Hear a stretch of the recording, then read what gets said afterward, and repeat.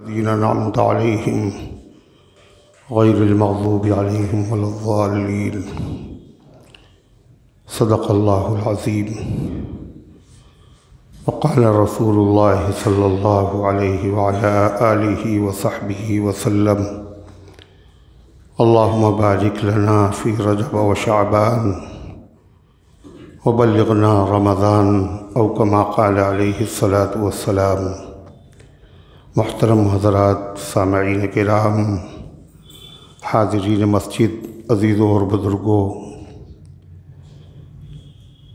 मैंने आप हज़रात के सामने कुरान मुक़द्दस की चंद आयतें और अल्लाह के आखिरी पैगम्बर मदनी आका ताजदार मदीना जनाब मुहम्मदुर रसूलुल्लाह सल्लल्लाहु अलैहि वसल्लम का मुक़द्दस फ़रमान पढ़कर सुनाया है। दुआ कीजिए कि अल्लाह ताला इसकी रोशनी में मुख्तसर से वक्त में कुछ काम की और मुफीद बातें अर्ज़ करने की तौफ़ीक़ नसीब फ़रमाए और हम सब को अमल करने की तौफ़ीक़ अता फ़रमाए। मस्जिद में आने के बाद बैठने का तरीक़ा यह है कि अगर अगली सफ़ में जगह खाली हो तो पीछे आदमियों को नहीं बैठना चाहिए। लिहाजा कोई आदमी दूसरे को न देखे कि मुझे नहीं कहा जा रहा, दूसरे से कहा जा रहा है। अगर जगह है तो तरतीब के साथ बैठे।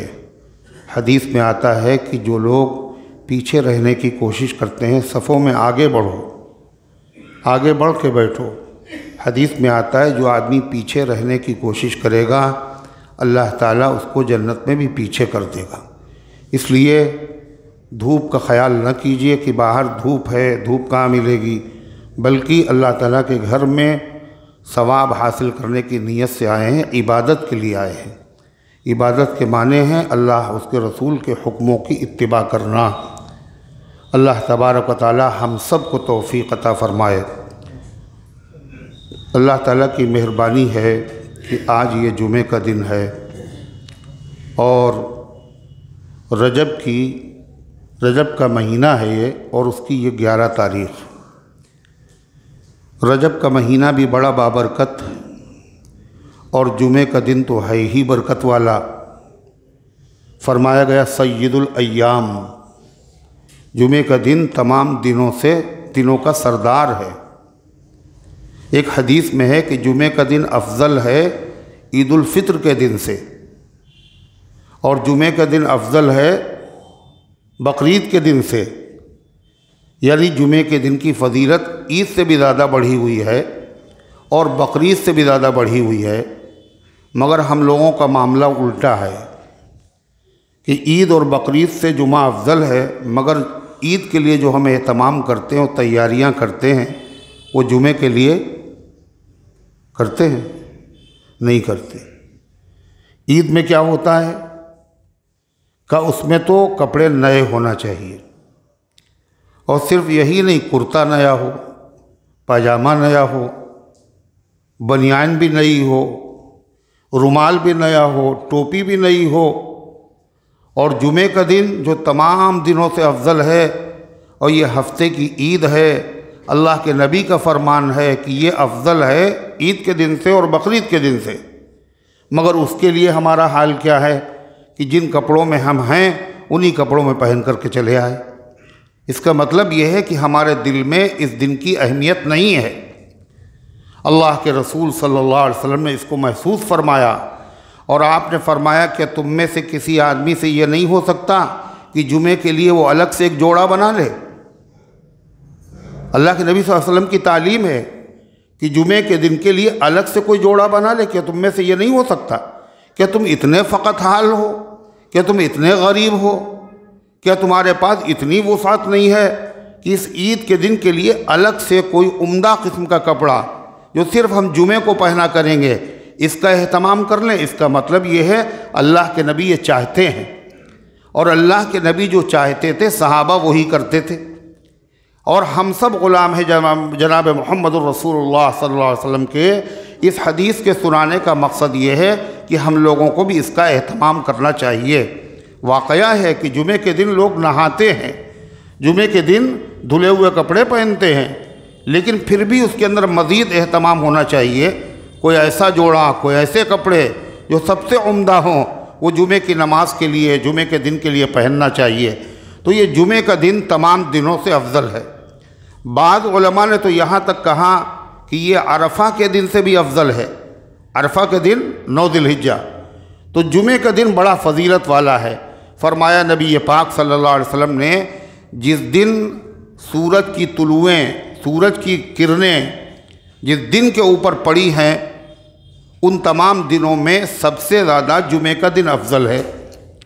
तो सूरज की किरणें बुध के दिन तो पड़ती नहीं पड़ती ना, और मंगल के दिन। हफ्ते में 7 दिन है, 7 दिन में सूरज निकलता है और 7 दिन किरणें उसकी पड़ती हैं। फिर इसका क्या मकसद है? जिस दिन में सूरज की किरणें पड़ी वो दिन तमाम दिनों से सबसे ज़्यादा अफजल। इसका मतलब ये है, सबसे पहली मर्तबा जब सूरज की शुआएं ज़मीन पर पड़ी, जो पहला दिन था वो दिन जुमातुल मुबारक का दिन था। नबी पाक सल्लल्लाहु अलैहि वसल्लम ने फरमाया, नहनुल आखिरून, हम सब लोग आखिर में आए हैं। व अव्वलून यौमल क़ियामा, हम लोग आए आखिर में हैं, मगर क़यामत के दिन हम लोग सबसे आगे होंगे। दुनिया में सबसे आखिर में आए वजूद के एतबार से, और उम्मतें पहले आ गईं। फरमाए लेकिन क़यामत के दिन हम ही आगे होंगे। आप सल्लल्लाहु अलैहि वसल्लम ने फरमाया, बस इतना ज़रूर है, आसमानी किताबें जो नाजिल हुई हैं, तौरेत है, इंजील है, ज़बूर है, ये उन उम्मतों को और उम्मतों को, उनके नबियों को अल्लाह ने हमसे पहले दी। तौरेत पहले नाजिल हुई, इंजील पहले नाजिल हुई, ज़बूर पहले नाजिल हुई, सहीफ़े पहले नाजिल हुए, लेकिन हम क़यामत के दिन सबसे आगे होंगे। इसमें भी इस उम्मत की फजीलत है, जो पहले किताबें नाजिल हो गईं, उन किताबों का चलन अब नहीं है। किताबों पर ईमान लाना ज़रूरी है कि तौरेत बरहक है, इंजील बरहक है, ज़बूर बरहक है, सहीफ़े बरहक है, मगर अमल न तौरेत पर होगा, न इंजील पर होगा, न ज़बूर पर होगा, न किसी सहीफ़े पर होगा। अमल सिर्फ़ और सिर्फ किस पे होगा? कुरान पाक पे होगा। वो सारी किताबें मनसूख हो गईं। तो जो किताब पहले के तमाम किताबों को मनसूख कर दे, वो किताब तमाम किताबों से अफजल है। हम लोग बाद में आए हैं, मगर क़यामत के दिन सबसे पहले होंगे। और दुनिया में अगरचे उनको किताबें पहले दी गई हैं, मगर हमारी किताब उनकी किताबों से अफजल है, और क़यामत के दिन हम सबसे पहले होंगे। इसका मतलब क्या? सबसे आगे। फरमाया कि इसका मतलब ये है कि क़यामत के दिन सबसे पहले हिसाब और किताब किसी नबी की उम्मत का नहीं होगा, सबसे पहले मुहम्मदुर रसूलुल्लाह सल्लल्लाहु अलैहि वसल्लम की उम्मत का हिसाब होगा। और क़यामत के दिन हिसाब और किताब के बाद हर उम्मत के लोग, अगर उनके अच्छे अमल हैं तो जन्नत में जाएंगे, बुरे अमल हैं तो जहन्नम में जाएंगे। आपने फरमाया मगर जन्नत में किसी नबी का उम्मती मेरी उम्मत से पहले नहीं जाएगा, जन्नत में सबसे पहले मेरी उम्मत जाएगी। और आपकी उम्मत में भी जन्नत में जो सबसे पहले जाएगा, आप उसको जानते हुजूर पाक सल्लल्लाहु अलैहि वसल्लम की उम्मत तमाम नबियों की उम्मत से पहले जन्नत में। और आपकी उम्मत में वो आदमी कौन है जो सबसे पहले जन्नत में? अल्लाह के नबी के बाद किसका दर्जा है? अबू बकर सिद्दीक़ रज़ी अल्लाह ताला अन्हु का है। आपकी उम्मत में से सबसे पहले जन्नत में दाखिल होने वाले हज़रत सिद्दीक़ अकबर रज़ी अल्लाह ताला अन्हु हैं। तो अल्लाह तबारक व तआला ने ये जुमे का दिन अल्लाह ने हमें अता फरमाया, बड़ा बरकत वाला दिन है। ये ईद का दिन है। अरफे का दिन आखिरी हज था और जुमे का दिन था, अरफात का मैदान। तो कुरान की आयत नाजिल हुई, अल-यौमा अकमलतु लकुम दीनकुम व अतममतु अलैकुम निअमती व रज़ीतु लकुमुल इस्लाम दीना। आज मैंने तुम्हारे लिए तुम्हारे दीन को मुकम्मल कर दिया। अल्लाह कह रहा है नबी की उम्मत से, मैंने अपनी नेमत तुम्हारे ऊपर पूरी कर दी और तुम्हारे लिए दीन की हैसियत से इस्लाम को पसंद कर लिया। ये आयत करीमा बड़ी अज़मत वाली आयत है। ये सूरह माइदा की आयत है। हज़रत अब्दुल्ला इब्न अब्बास के पास एक यहूदी आया और उसने कहा कि तुम्हारे कुरान में एक ऐसी आयत नादिल हुई, अगर हमारी कौम के लिए ऐसी आयत नाजिल होती तो पता है तुम लोगों ने कदर नहीं की। अगर हमारी उम्मत में हमारी कौम के लिए ऐसी आयत नाजिल हो जाती हमारी किताब में, तो उस दिन को हम ईद का दिन मनाते, उस दिन हम जश्न मनाते, उस दिन हम खुशियाँ मनाते, उस दिन हम चरागा करते, उसको ईद का दिन बना लेते। तो अब्दुल्ला इब्न अब्बास रज़ियल्लाहु अन्हु ने फरमाया, मुझे पता है जिस दिन ये आयत नाजिल हुई उस दिन हमारी 2 ईदें थीं, उस दिन हमारी डबल ईद थी। इसलिए कि ये आयत कब नाजिल हुई, किस दिन? जुमे के दिन में। जुमे का दिन ईद का दिन है। और इसी तरीके से ये आयत कब नाजिल हुई? अरफे के दिन में। अरफात का दिन कब होता है? ईद उल अज़हा में होता है, बकरीद में होता है। तो डबल ईद हमारी थी। मतलब ये है वो तो पहले से ईद के दिन थे, नया ईद का दिन मनाने की हमें ज़रूरत नहीं है। हम आखिरी पैगंबर के उम्मती हैं। नबी करीम अलैहिस्सलाम ने हमारे लिए जो ईद के दिन रखे हैं वही ईद के दिन क़यामत तक रहेंगे। अलग से हम कोई ईद का दिन नहीं मनाएंगे। मुसलमानों की कई ईदें हैं? कई हैं? सोच लीजिए, कई हैं? 2 ईदें, ईद उल फित्र और ईद उल अज़हा। मुसलमानों के वहाँ कोई तीसरी ईद नहीं है। जो गैर ईमान वाले हैं, मुसलमानों की सफ़ों में घुसे हुए हैं, उनके वहाँ 50 ईदें। ईद उल फित्र भी है, ईद उल अज़हा भी है, ईद गदीर भी है, ईद ज़हरा भी है, ईद मुबाहला भी है, और न मालूम कितनी ईदें। जो चीज़ ओरिजिनल होती है उसमें कुछ बढ़ाया भी नहीं जाता, कुछ घटाया भी नहीं जाता, वरना उसका असलीपन ख़त्म हो जाएगा। और अगर उसमें कुछ घटा और बढ़ा दिया जाए, इसका मतलब यह है वो चीज़ असली नहीं है। हज़रत मौलाना अली मियाँ साहब रहमतुल्लाह अलैह मुफक्किर इस्लाम फरमाया करते थे कि देखो, सुन्नत की मिसाल और बिदात की मिसाल कैसी है? कहते सुन्नत होती है इंटरनेशनल, यानी सऊदी अरब में भी है, बर्मा में भी है, अमेरिका में भी है, अफ़गानिस्तान में भी है, हिंदुस्तान में, दुनिया में कहीं चले जाओ, सुन्नत में कोई फ़र्क नहीं मिलेगा, बिल्कुल ओरिजिनल वैसी मिलेगी। और बिदात होती है लोकल। लोकल का मतलब एक इलाके में कुछ और बिदात है, दूसरे में कुछ और है, तीसरे मुल्क में कुछ और है, चौथे मुल्क में कुछ और है। अरे है या नहीं? तो ये दीन ओरिजिनल दीन है। इसलिए ईद का दिन तो पहले से था, हमें अलग से कोई ईद मनाने की ज़रूरत नहीं है।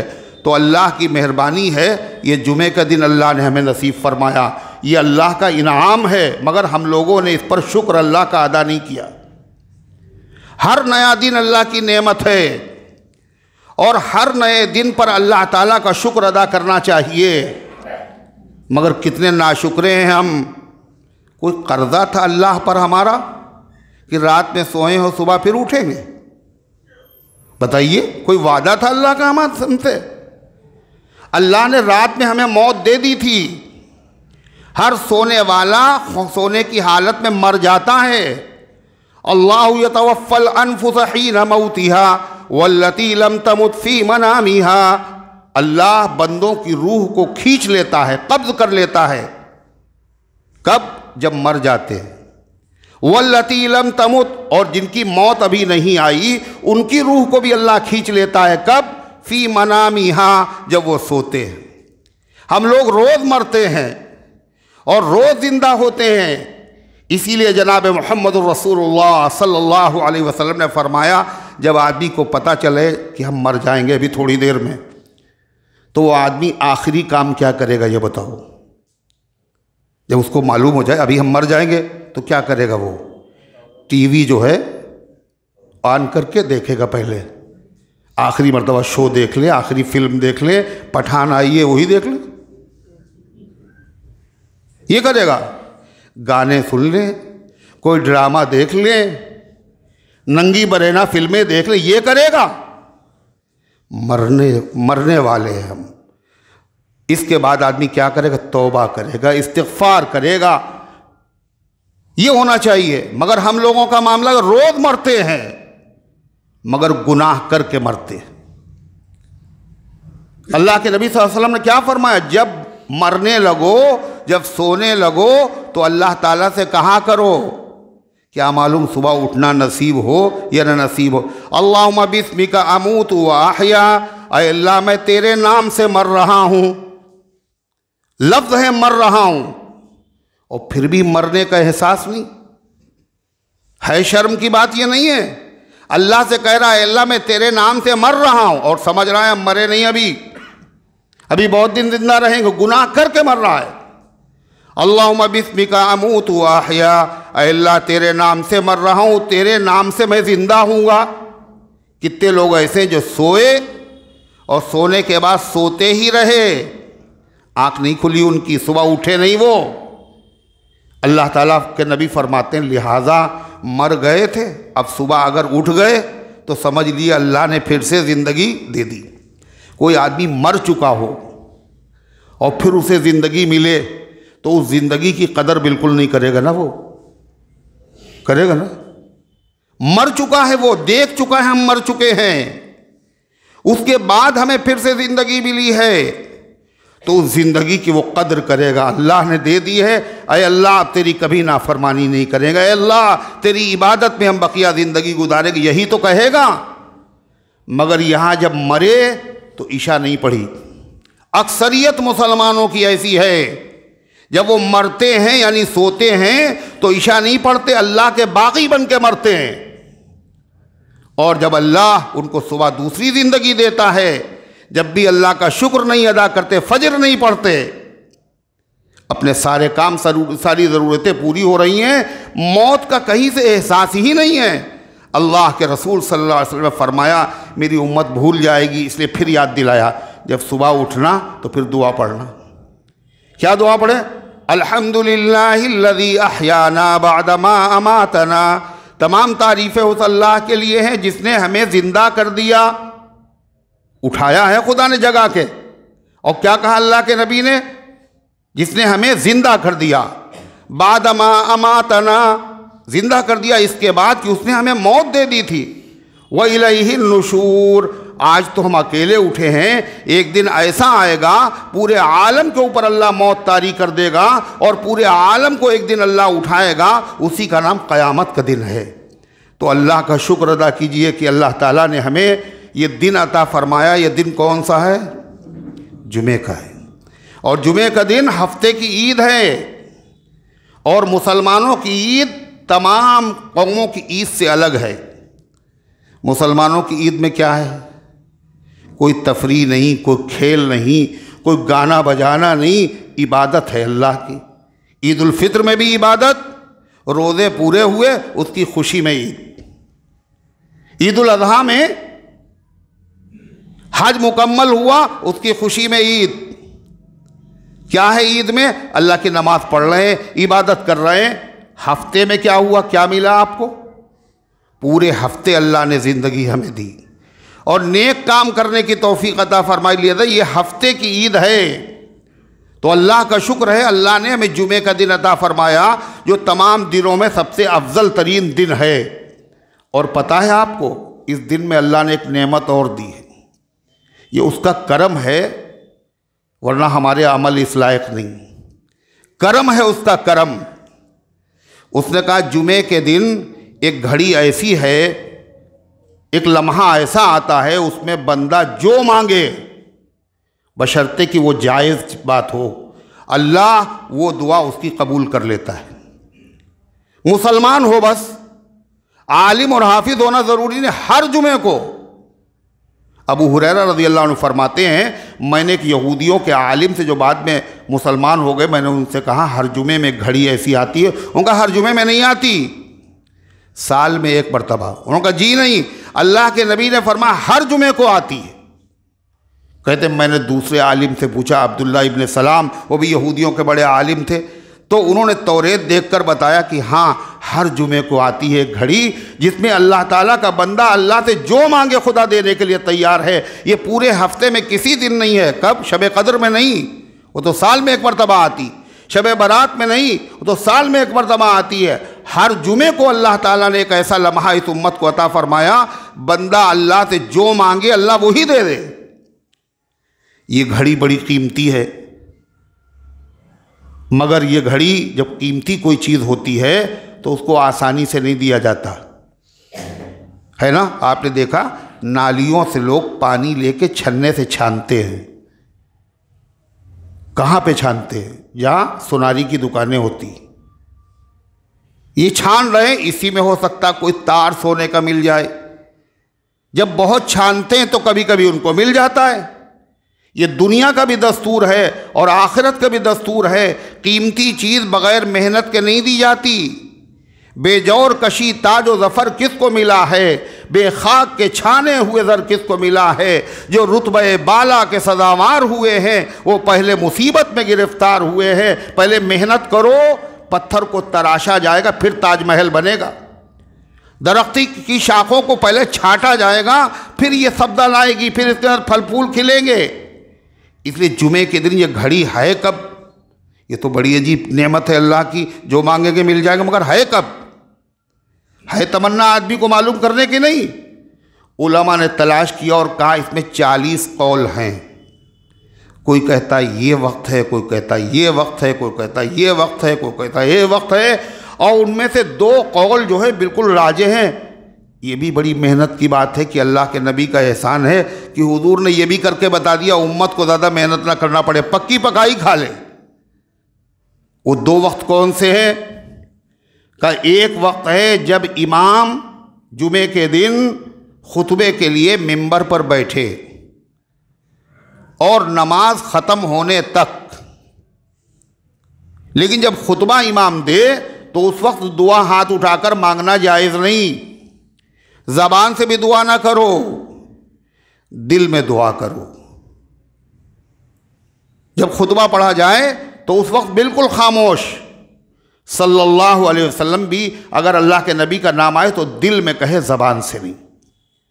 ये खुतबा है, हमने इसकी अहमियत नहीं समझी, हमने अपने बच्चों को बताया नहीं। वो बच्चे यहाँ मस्जिद में आते, इधर खुतबा होता, मस्जिद में दौड़ रहे होते। क्यों? बाप भी जाहिल है, माँ भी जाहिल है, औलाद भी जाहिल ही होगी। ये इतना अजीब और गरीब लम्हा है। फरमाया अगर कोई आदमी खुतबे के वक्त बात कर रहा हो, कोई बात कर रहा हो, तो उससे भी ये न कहो चुप रहो। क्यों? अगर तुमने कहा चुप रहो तो तुम बोले नहीं बोले। ये खुतबा है, खुतबे वक्त बात करना हराम है। इदा खरजल इमाम फला सलाता वाला कलाम। जब इमाम खुतबा देने के लिए आगे बढ़े तो नमाज पढ़ने की भी इजाज़त नहीं है और बात करने की भी इजाज़त नहीं है, अम्र बिल मारूफ की भी इजाज़त नहीं है कि भाई चुप हो जाओ। ये तो अच्छी बात है ना, कोई दुनिया की बात थोड़ी। हाँ, इशारे से कह दे। यहाँ हमने बताया ही नहीं अपने बच्चों को, वो आए अपने दौड़ने। तो बाहर सूरत एक वक्त कौन सा है? जब इमाम खुतबा देने के लिए बैठे और कब तक? नमाज से फारिग होने तक। दूसरा वक्त असर की नमाज पढ़ने के बाद और मगरिब सूरज गुरूब होने से पहले। वो घड़ी, वो लम्हा आता है जिसमें अल्लाह ताला जुमे के दिन अल्लाह का जो बंदा जो मांगता अल्लाह वो दे देता है।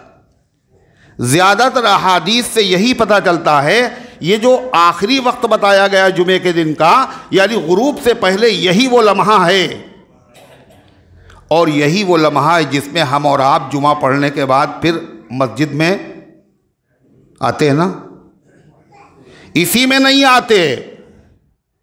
जो नेमत दी गई उसकी नाकदरी की।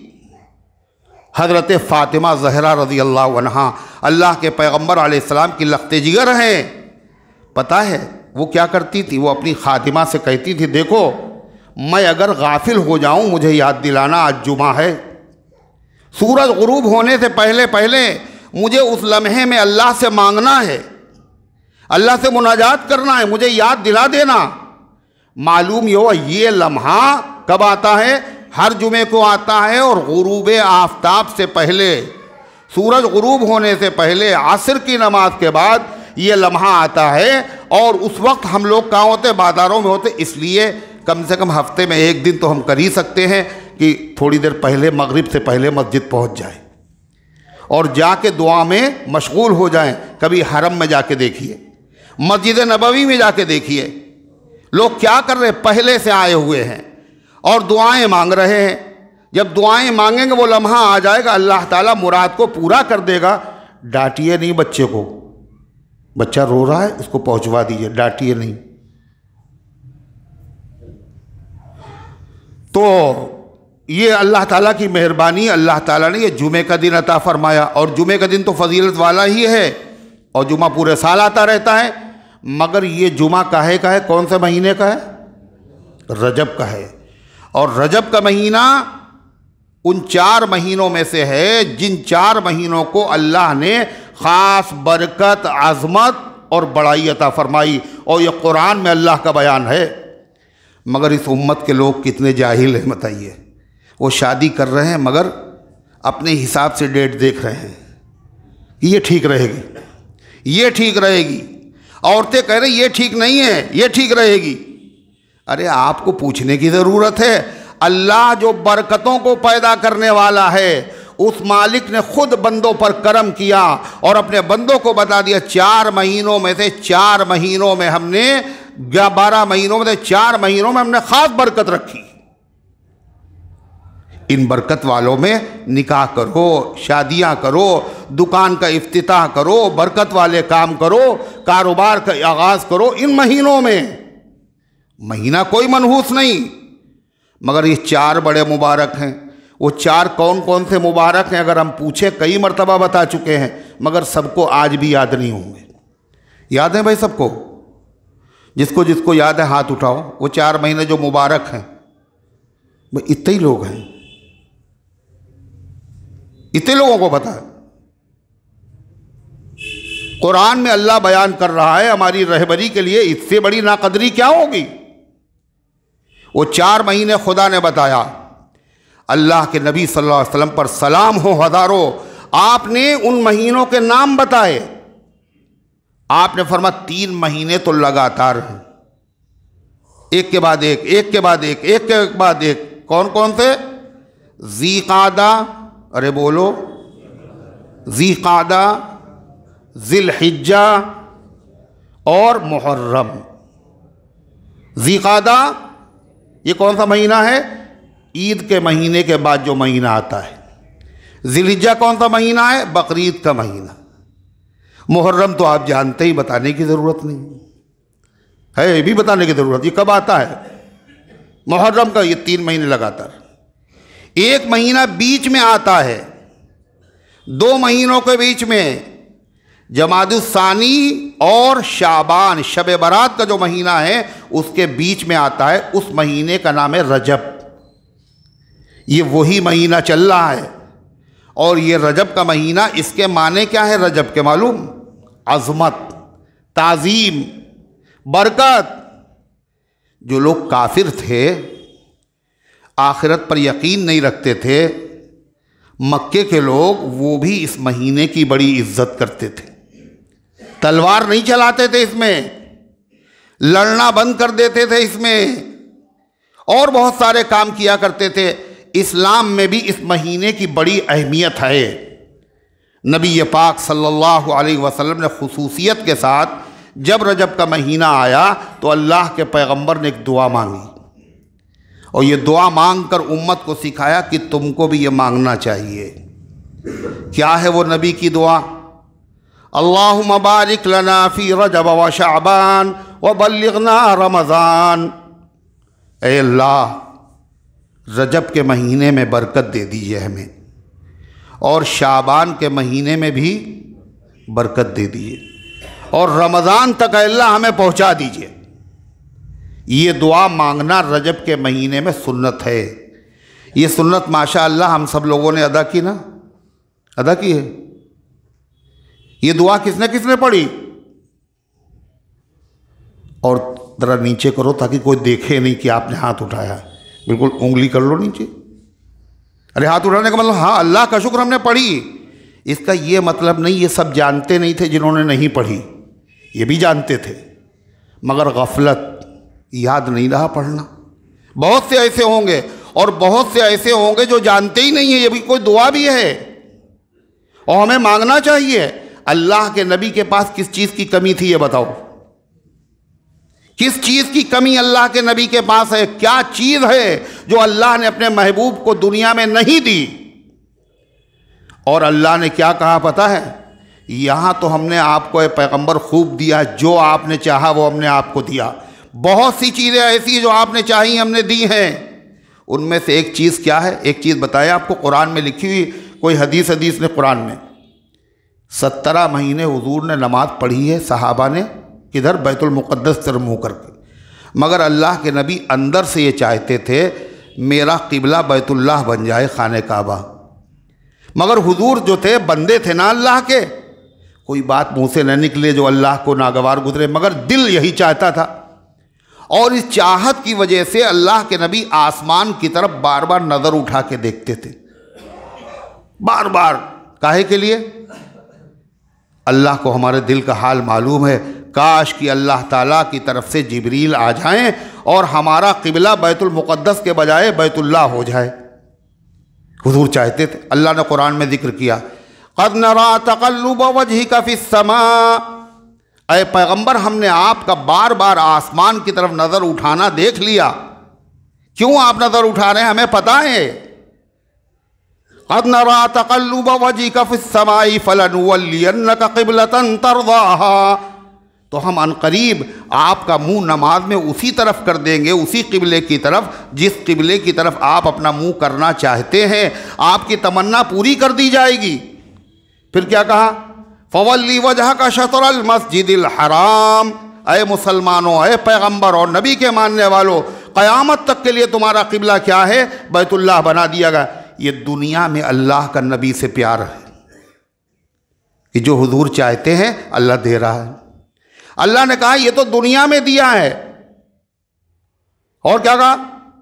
वलल आखिरतु खैरुल लका मिनल ऊला, और ऐ पैगंबर आखिरत में जो हम आपको देंगे वो दुनिया से कहीं ज़्यादा होगा। अल्लाह कितना देंगे आप हमें? वलसौफ युअतीका रब्बुका फतरदा, ऐ पैगंबर हम आपको इतना देंगे, इतना देंगे, इतना देंगे, आप राज़ी और खुश हो जाएंगे। इतना देंगे हम आप, अल्लाह वादा कर रहा है। अल्लाह के नबी को अपनी उम्मत याद आई, ये नबी की उम्मत से मोहब्बत। अल्लाह के नबी ने क्या कहा इस आयत के नाजिल होने के बाद? इज़न ला अर्ज़ा व वाहिदुम मिन उम्मती फिन्नार, मैं उस वक्त तक राज़ी नहीं हूँगा जब तक कि मेरा एक उम्मती जहन्नम में पड़ा रहेगा। हम जब ही खुश होंगे अय अल्लाह जब हमारी सारी उम्मत को जहन्नम से नजात मिल जाएगी। ये नबी की मोहब्बत है, ये उस नबी की दुआ हम बता रहे हैं आपको। हम कितने नाक़दरे हैं। अल्लाह ने सब कुछ अपने नबी को दे दिया, फिर भी अल्लाह के नबी कुछ मांग रहे हैं। जिसको सब कुछ मिला हो फिर भी वो मांगे तो कोई अहम चीज़ होगी। अल्लाह ने क्या, के नबी ने क्या मांगा? अल्लाहुम्मा बारिक लना फ़ी रजब व शाबान व बल्लिगना रमज़ान, ऐ अल्लाह रजब और शाबान में बरकत अता फरमाइए। बरकत क्या चीज़ होती पता है? कब मांगते तो हैं मगर पता नहीं। शादी हुई तो लोग क्या कहते हैं? मुबारक हो। मकान बन गया तो लोग क्या कहते हैं? मुबारक हो। कोई ओहदा मिल गया तो मुबारक हो। नई गाड़ी खरीदी तो मुबारक हो। मगर मुबारक का मतलब क्या है? क्या मतलब है? इसका मतलब ये है कि ऐ अल्लाह इस चीज़ को मेरे लिए राहत का ज़रिया बना दीजिए। ये राहत की चीज़ है, गाड़ी, मकान, ओहदा, मनसब। ऐ अल्लाह इसको आप हमारे लिए राहत का ज़रिया, अगर आप चाहेंगे तो बनेगा, नहीं चाहेंगे तो नहीं बनेगा। गाड़ी बहुत उम्दा ख़रीदी आपने, मगर पता चला स्टार्ट नहीं हो रही, इसमें बरकत नहीं है। धक्के लगा के स्टार्ट हो रही, इसमें बरकत नहीं है। रास्ते में बार बार पंचर हो रही है, ख़राब हो रही, इसमें बरकत नहीं है। तो बरकत नहीं है। मकान बहुत उम्दा, कोठी, बंगले, सुकून नहीं है जब से इस घर में आए, इसका मतलब बरकत नहीं है। दौलत बहुत है मगर सुकून नहीं है, इसका मतलब बरकत नहीं है। अल्लाह के नबी ने बताया, ऐ मेरे ग़ुलामों तुम नावाकिफ़ हो, तुम्हें नहीं पता है, ज़्यादा दौलत की ज़रूरत नहीं है, ज़्यादा दौलत के पीछे ना पड़ना। असल चीज़ दौलत नहीं है, कोठी नहीं है, बंगला नहीं है। असल चीज़ क्या है मांगने की? बरकत है। बरकत मांगा करो। आपने क्या कहा? अल्लाहुम्मा क़न्नि'नी बिमा रज़क़तनी व बारिक ली फ़ीमा अतैतनी, अय अल्लाह जो चीज़ मुझे अता फरमाई है उस पर हमें कनाअत और सब्र अता फरमा, और जो कुछ आपने अता फरमाया है, गाड़ी, बर्तन, मकान, हवेली, औलाद, कारोबार, अय अल्लाह जो जो आपने अता फरमाया है हर चीज़ में आप क्या अता कर दीजिए, क्या डाल दीजिए, बरकत डाल दीजिए।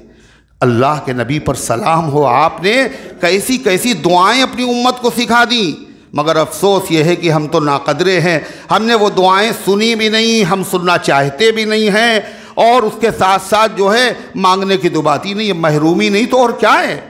तो आपने जो दुआ मांगी वो क्या दुआ मांगी, ऐ अल्लाह रजब में बरकत दे दीजिए, शाबान में बरकत दे दिए, और दूसरी बात क्या कही, रमज़ान तक ऐ अल्लाह पहुँचा दीजिए हमें।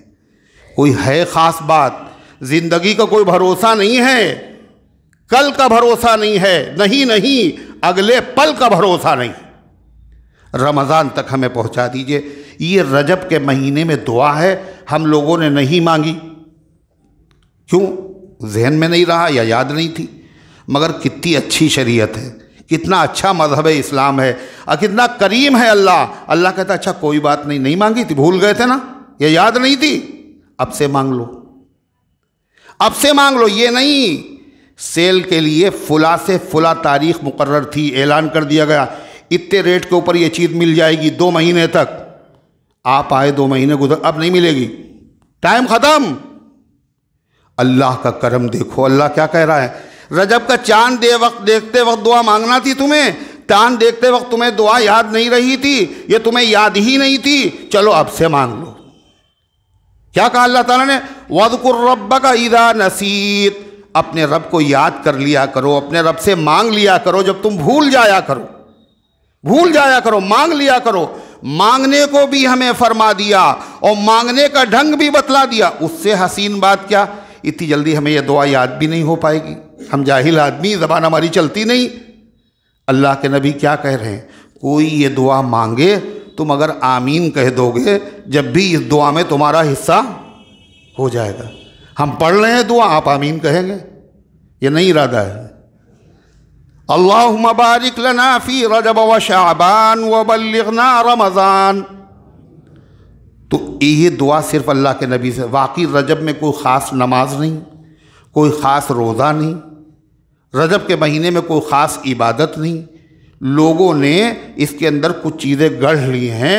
उनमें से सबसे पहली चीज़, जल्दी रजब की 13 तारीख को क्या होता है, हज़रत अली रज़ियल्लाहु अन्हु की विलादत हुई है।